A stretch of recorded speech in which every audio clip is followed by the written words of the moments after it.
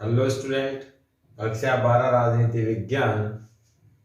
आज के इस वीडियो में हम पढ़ेंगे अपराधीकरण को लेकर वर्तमान भारतीय राजनीति। ये सवाल बहुत इंपॉर्टेंट है, आज का टॉपिक भी बहुत इंपॉर्टेंट है।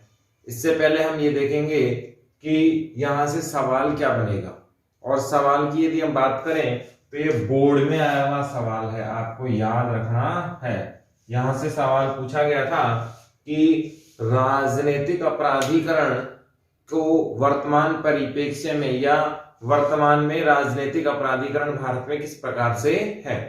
पहला सवाल ऐसे बन सकता है। दूसरा सवाल बनेगा अपराधीकरण को लेकर वर्तमान भारतीय राजनीति को स्पष्ट कीजिए। दूसरा सवाल ऐसे बनेगा। तीसरा सवाल भी यहां से बन सकता है कि तात्कालिक राजनीति में या तात्कालिक गवर्नमेंट में, गवर्नमेंट का नाम तो नहीं आएगा, लेकिन तात्कालिक वर्तमान की परिस्थितियों में या तात्कालिक परिस्थितियों में राजनीतिक अपराधीकरण को स्पष्ट कीजिए। तो इसमें दो बातें आपको विशेष तौर पर ध्यान रखनी है। पहला तो वर्तमान परिदृश्य है, यानी कि वर्तमान में राजनीतिक पृष्ठभूमि के लोगों की संख्या कितनी है, कैसे है, क्यों हुई और कितनी मात्रा में है, कौन से दल किस प्रकार से सपोर्ट कर रहे हैं और दलों की क्या मजबूरी है। वर्तमान में आपको एक बात और अच्छे से याद रखनी है, 17वीं लोकसभा के प्रधानमंत्री नरेंद्र मोदी जी हैं। 16वीं लोकसभा के प्रधानमंत्री भी नरेंद्र मोदी जी ही थे। 16वीं लोकसभा तक के आंकड़े हम पढ़ रहे हैं हमारी किताब में। 17वीं लोकसभा जो 2019 में आई उसका हमारे पास डाटा नहीं है, आपकी किताब में अपडेट उसका नहीं है और ना ही अपने को उसके बारे में पढ़ना है। यहां से अगर हम देखें, पहला सवाल तो ये हो गया, अपराधीकरण को लेकर वर्तमान राजनीति किस प्रकार से है या वर्तमान में राजनीति में अपराधीकरण कैसे है। दूसरा सवाल यहां से ये बनेगा, वर्तमान में दागी मंत्रियों की मशहूर संज्ञा बन गया है। दागी मंत्री शब्द आपको याद रखना है। और दागी मंत्री की यदि हम बात करें तो दागी मंत्री भी अपराधीकरण से जुड़े हुए लोग ही हैं। तो यहां से ये क्वेश्चन भी बहुत इंपॉर्टेंट है। सवाल आएगा, स्पष्ट कीजिए वर्तमान राजनीति दागी मंत्री की एक संज्ञा बन गई है या दागी मंत्री एक मशहूर संज्ञा बन गई है, स्पष्ट कीजिए, तब भी यही आंसर आएगा।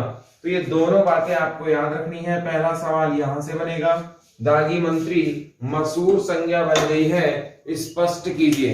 तो आपको क्या स्पष्ट करना है, वर्तमान में राजनीति में अपराधीकरण किस प्रकार से बढ़ रहा है या वर्तमान परिदृश्य में राजनीति में अपराधीकरण को कैसे स्पष्ट किया जा सकता है।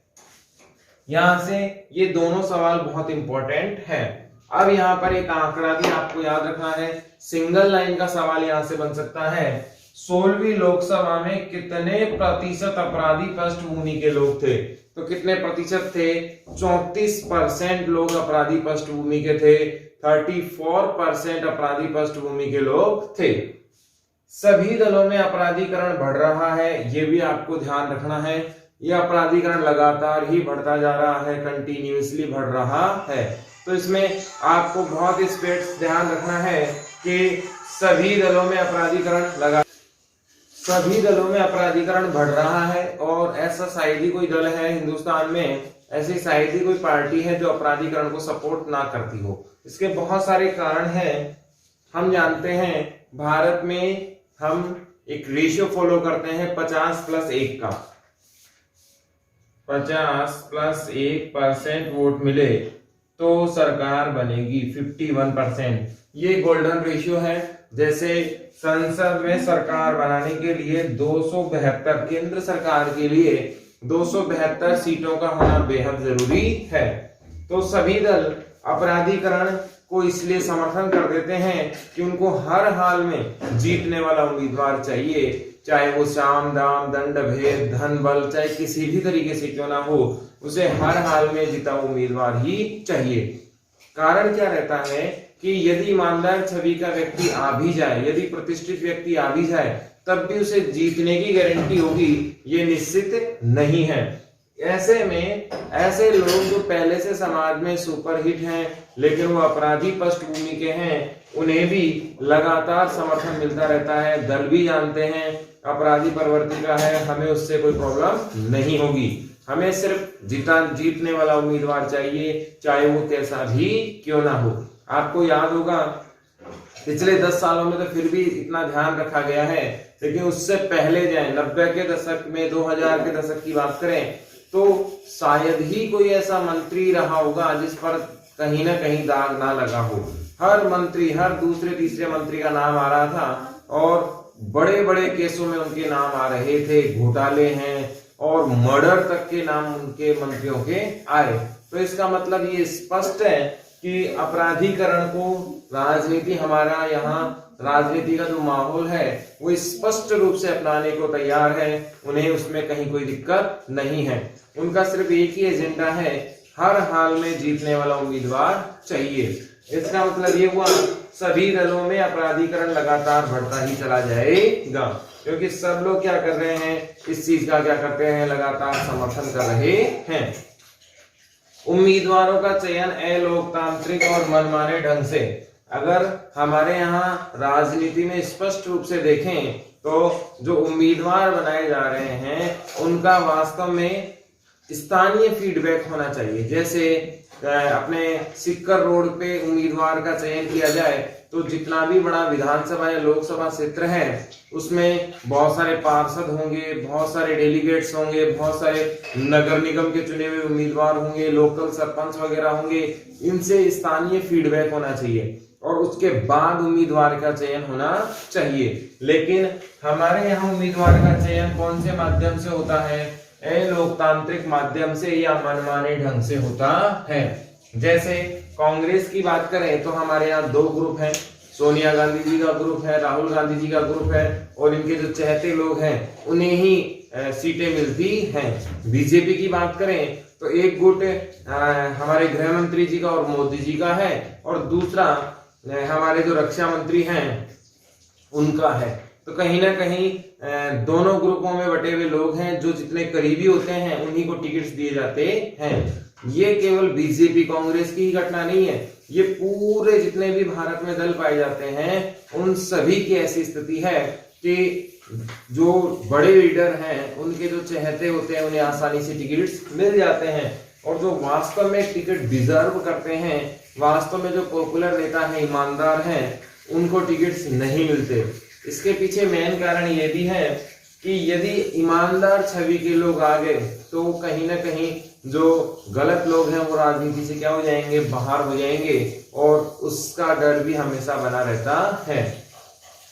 उम्मीदवारों का चयन अलोकतांत्रिक तरीके से होने के कारण, मनमाने ढंग से होने के कारण भी राजनीतिक अपराधीकरण लगातार बढ़ रहा है और ये बढ़ता ही चला जाएगा। इसको लोकतांत्रिक प्रक्रिया से होना बेहद जरूरी है।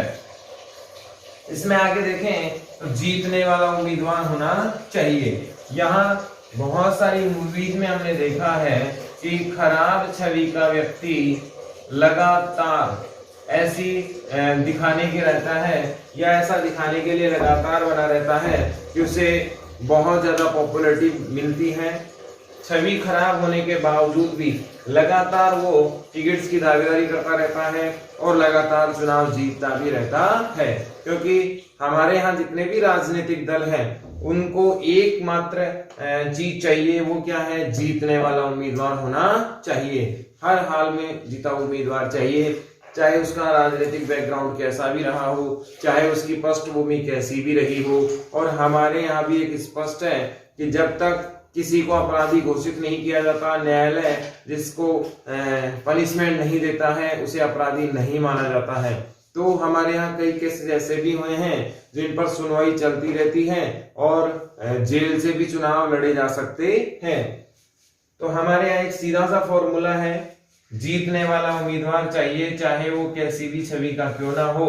उसे यदि न्यायालय द्वारा प्रतिबंधित किया गया है, ऐसी स्थिति में ही उसे चुनाव लड़ने से रोका जाएगा, अदरवाइज नहीं रोका जा सकता है। ईमानदारी की जगह धनबल बाहुबल पर जोर।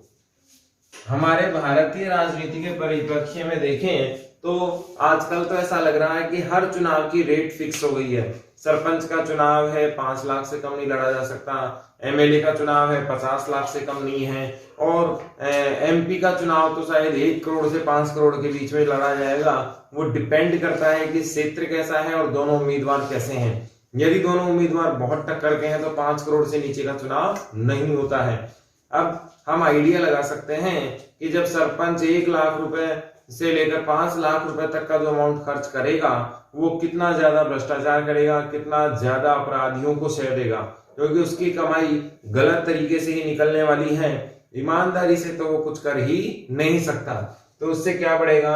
अपराधीकरण बढ़े ही बढ़ेगा। गलत लोगों को टेंडर्स दिए जाएंगे, गलत लोगों को राजनीति में लाया जाएगा, गलत तरीके से समाज को आगे बढ़ाने के प्रयास किए जाएंगे, संविधान के विरुद्ध जाने की बात की जाएगी, और जो वास्तव में हक रखते हैं, वास्तव में जिनको जो मिलना चाहिए था, उनको साइड करके अवैधानिक तरीके से गलत लोगों को कोई चीजें देने की कोशिश की जाएंगी। तो इससे भ्रष्टाचार बढ़ेगा और ईमानदारी नष्ट हो जाएगी। धन बल का भी बड़ा रोल है हमारे यहाँ। आप जानते हैं टिकट्स बहुत बार हमने सुना है, कोई साक्ष्य नहीं मिलते, क्योंकि ये सारे काम टेबल के नीचे से होते हैं और भ्रष्टाचार की जड़ भी यही है। धन बल के आधार पर टिकट्स का निर्धारण होता है और टिकट्स हमारे यहाँ कोई भी ले सकता है पैसे के दम पर। पार्टी भी देखती है कि एक आधी सीट 2-4% सीटें अगर पैसे में बिक दी जाए तो पार्टी का खर्चा भी निकल जाएगा। और पार्टियों का मानना है कि पैसे के दम पर चुनाव जीता भी जा सकता है। शराब बांटी जाएगी, बहुत सारे प्रकार के खाना वगैरह की व्यवस्था की जाएगी और बहुत सारी व्यवस्थाएं की जाएंगी विलासितापूर्ण की, जिससे मतदान को रुझाया जा सकता है, मतदान परिवर्तन का काम किया जा सकता है। बाहुबल, हम जानते हैं भारतीय चुनाव व्यवस्था में भय का बड़ा रोल है। भय है, हिंसा है। जैसे पश्चिमी बंगाल में हम देख रहे हैं, बिहार में इससे पहले हमने देखा था भय की राजनीति होती है। पश्चिमी बंगाल में ऐसे स्लोगन लिखे हुए मिले हैं कि यदि एक स्पेशल पार्टी को आपने सहायता की तो यहाँ हिंसा होगी, दंगे होंगे, किसी भी आम आदमी को जीने नहीं दिया जाएगा। कुल मिलाके एक अराजकतापूर्ण माहौल वहां भी बन रहा है। कहीं न कहीं केंद्र वर्सेज राज्य ये चुनाव हो रहा है, जबकि स्थानीय जो चुनाव होते हैं विधानसभा के वो निष्पक्ष होने चाहिए। केंद्र के चुनाव निष्पक्ष होने चाहिए। आम जनता जिसे चुनना चाहे उसे निस्वार्थ भाव से, बिना धन बल के सपोर्ट के आसानी से उसे चुन लिया जाना चाहिए, लेकिन ऐसा नहीं हो रहा है। ईमानदार की जगह धन बल, बाहुबल वाले व्यक्ति को चुना जाता है। अब यहाँ पर एक इंपॉर्टेंट सवाल आ गया। ये सवाल हमारे यहाँ आता है एग्जाम में, तो आपको ये भी याद रखना है। इसमें ये भी इंपॉर्टेंट चीज है। राजनीतिक अपराधीकरण के अर्थ को स्पष्ट कीजिए। पहला सवाल तो ये बन सकता है। दूसरा सवाल बनेगा राजनीतिक अपराधीकरण के संकीर्ण अर्थ को स्पष्ट कीजिए, तो आपको ये भी ध्यान रखना है। और इसका तीसरा सवाल बन सकता है राजनीतिक अपराधीकरण के व्यापक अर्थ को स्पष्ट कीजिए। 3 सवाल यहां से बने। पहला सवाल बना राजनीतिक अपराधीकरण के अर्थ को स्पष्ट कीजिए, तो दोनों आपको स्पष्ट करने हैं। इंडिविजुअली आपसे पूछ ले राजनीतिक अपराधीकरण के संकीर्ण अर्थ को स्पष्ट कीजिए, तो आपको ये स्पष्ट करना है। और ये पूछ ले राजनीतिक अपराधीकरण के व्यापक अर्थ को स्पष्ट कीजिए। शायद ही कोई ऐसा मॉडल पेपर होगा जिसमें ये सवाल आपको देखने को ना मिले, तो ये बहुत इंपॉर्टेंट सवाल है, आपको याद रखना है। राजनीतिक अपराधीकरण का संकीर्ण अर्थ क्या है?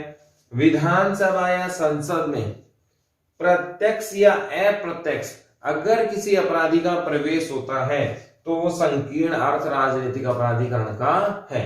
फिर से देखते हैं, चाहे तो विधानसभाएं हो, चाहे वो संसद हो, किसी भी तरीके से प्रत्यक्ष या अप्रत्यक्ष यदि उन किसी भी अपराधी पृष्ठभूमि वाले व्यक्ति का प्रवेश होता है तो क्या कहलाएगा?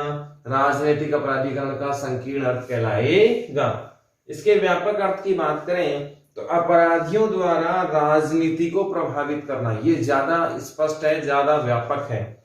अपराधी पृष्ठभूमि के लोगों के द्वारा राजनीति को प्रभावित करना, चाहे वो डायरेक्ट हो चाहे इनडायरेक्ट हो, तब तो चला जाएगा संकीर्ण में।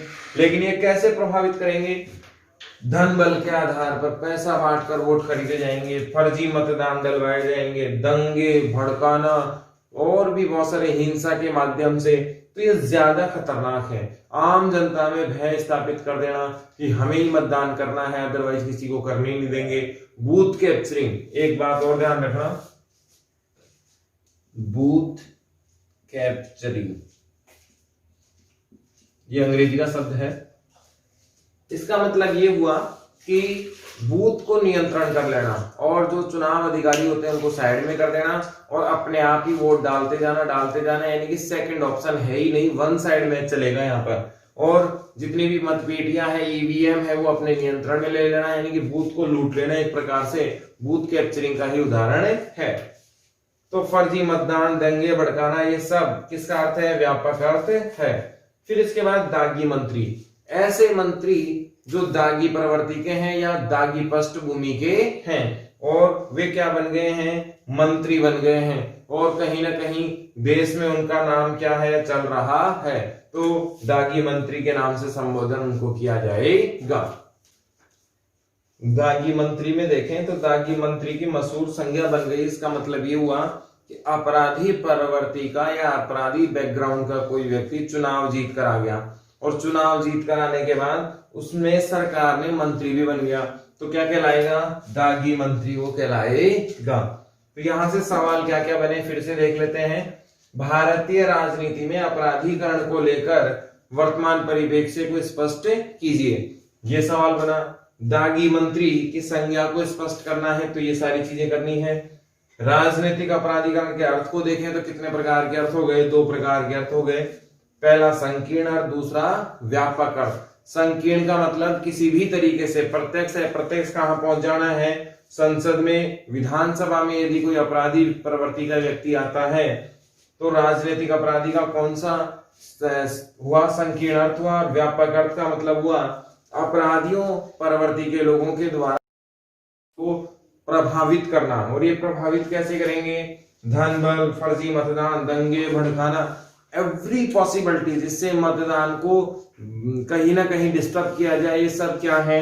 व्यापक अर्थ है। तो ये बहुत इंपॉर्टेंट टॉपिक है, आपको याद रखना है। ये 16वीं लोकसभा में कितने परसेंट अपराधी पृष्ठभूमि के लोग थे? तो 34% अपराधी पृष्ठभूमि के लोग यहाँ पर थे। इसमें हम आगे देखें तो वर्तमान परिप्रेक्ष्य में बहुत जबरदस्त टकराव हमें देखने को मिलता है। बहुत सारी जगह हमने देखा है कि एक बाहुबली, बहुत संपन्न व्यक्ति के सामने यदि कोई दलित, पिछड़ा या महिला अगर कोई खड़ी हो जाती है तो वहां चुनाव शांति से संपन्न नहीं होता। वहां बहुत उच्च वर्ग और बहुत निम्न वर्ग के मध्य चुनाव होता है।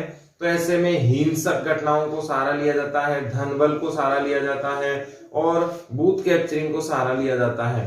वहां ऐसा शो किया जाता है, उन्हें लगता है कि आसानी से जीत जाएंगे, क्योंकि हमारे यहाँ मतदान करने में सबसे जो ज्यादा हिस्सेदारी होती है वो पिछड़े वर्ग और कमजोर समुदाय के लोगों की होती है। तो ऐसे में जो बाहुबली होता है, धन बल से संपन्न होता है, उसे लगता है कि मेरी जीत निश्चित नहीं है, तो वो ऐसी घटनाओं का सहारा लेता है, हिंसा को अंजाम दिलाता है, पैसे से अंजाम दिलाता है। तो कुल मिला के कहीं ना कहीं अपराधी प्रवृत्ति की घटनाएं बढ़ने लगती है। और कोई भी बहुत पिछड़े वर्ग से यदि या तो कोई 20 वर्षों में देखे तो जीत के ही नहीं आया, और अगर जीत के आया है तो बहुत हिंसाओं का सामना उसने किया है, बहुत सारी घटनाओं का सामना उसने किया है। हमारे यहाँ तो यहाँ तक है कि जेल में बैठे बैठे लोग चुनाव लड़ते हैं और उसके बाद जीतकर सीधे संसद में पहुंच जाते हैं और फिर अपने लिए कहीं ना कहीं रास्ता निकाल ही लेते हैं। तो ऐसे बहुत सारे नेता हैं जिन पर बड़े बड़े केसेस चल रहे हैं। जैसे अभी यूनिवर्सिटी में तो हमारे यहाँ स्पष्ट कर दिया गया है कि जो टॉपर्स बच्चे हैं वही चुनाव लड़ सकते हैं, अभी उन्हें लागू करना जरूरी है। यदि ऐसा ही घटनाक्रम राजनीति में कर दिया जाए, निश्चित कैटेगरी कर दी जाए, जैसे 4th क्लासिक चपरासी के लिए भी निश्चित योग्यता हमारे यहाँ की गई है कि 8वीं 10वीं पास होना चाहिए, मानसिक विकृत नहीं होना चाहिए और उसका IQ टेस्ट होना चाहिए। बहुत सारी कंडीशंस उसके लिए रखी गई हैं, लेकिन राजनेताओं के लिए किसी भी प्रकार की कोई कंडीशन नहीं है। अंगूठा छाप भी चलेगा और वो आईएसओ को चलाएगा। हमारे देश का दुर्भाग्य देखिए कि हमारे यहाँ जनप्रतिनिधि की योग्यताओं में शिक्षा का कोई रोल नहीं है। भारत और अमेरिका में अगर कंपेयर करें तो वहां सबसे बड़ा जो पिछड़ने का कारण है हमारी जो लोकतांत्रिक व्यवस्था है वो। हमारे यहाँ स्पेशलाइजेशन नहीं होता। जैसे मान लीजिए XYZ एक शिक्षक को चिकित्सा मंत्री बना दिया जाए, मंत्रालय को सुधार नहीं सकता। एक डॉक्टर को शिक्षा मंत्री बना दिया जाए तो वो कभी भी कुछ उसमें नहीं कर सकता, क्योंकि उसने शिक्षा में क्या क्या घटनाएं होती हैं सिर्फ उसने स्टडी की है, मंत्रालय कभी देखा ही नहीं। तो स्पेशलाइजेशन होना चाहिए। एक किसान को ही कृषि मंत्री बनाना चाहिए, एक शिक्षक को ही शिक्षा मंत्री बनाना चाहिए, एक डॉक्टर को ही चिकित्सा मंत्री बनाना चाहिए, क्योंकि उस डिपार्टमेंट की सारी बातें वो अच्छे से जानता है। अमेरिका में विशेषज्ञता पर ध्यान दिया जाता है। जितने भी नेता बनेंगे स्पेशलाइजेशन का विशेष तौर पर ध्यान होता है। बाहर से भी स्पेशल लोगों को उसमें रखा जाता है ताकि वे उसकी सहायता कर सकें और एडवाइस जारी कर सकते हैं। हमारे यहाँ विशेष प्रकार के सचिव हैं, स्पेशलाइजेशन होता है, लेकिन अंतिम निर्णय मंत्री जी का होता है और सारा पानी फिर जाता है, क्योंकि सचिव चाहे कितना इंटेलिजेंट क्यों ना हो, IAS चाहे कितना ही इंटेलिजेंट क्यों ना हो, अंतिम निर्णय तो किसको करना है, हमारे यहाँ सांसद साहब को ही करना है। और सांसद साहब कैसे हैं, अंगूठा छाप, तो सारे के सारे मामले हो गए गड़बड़। हमारे यहाँ एक विवाद उठा था, उच्च शिक्षा मंत्री जो PhD यूनिवर्सिटीज के ऊपर कंट्रोल करेंगे, देश के पूरे विश्वविद्यालय उनके अधीन होंगे, और उन्होंने कभी विश्वविद्यालय ही नहीं देखा। तो आप कल्पना कर सकते हो कि वो विश्वविद्यालय के लिए किस प्रकार के रूल्स डेवलप करेंगे। तो इस प्रकार की घटनाएं हमारे यहाँ वर्तमान में हो रही हैं राजनीतिक अपराधीकरण को लेकर।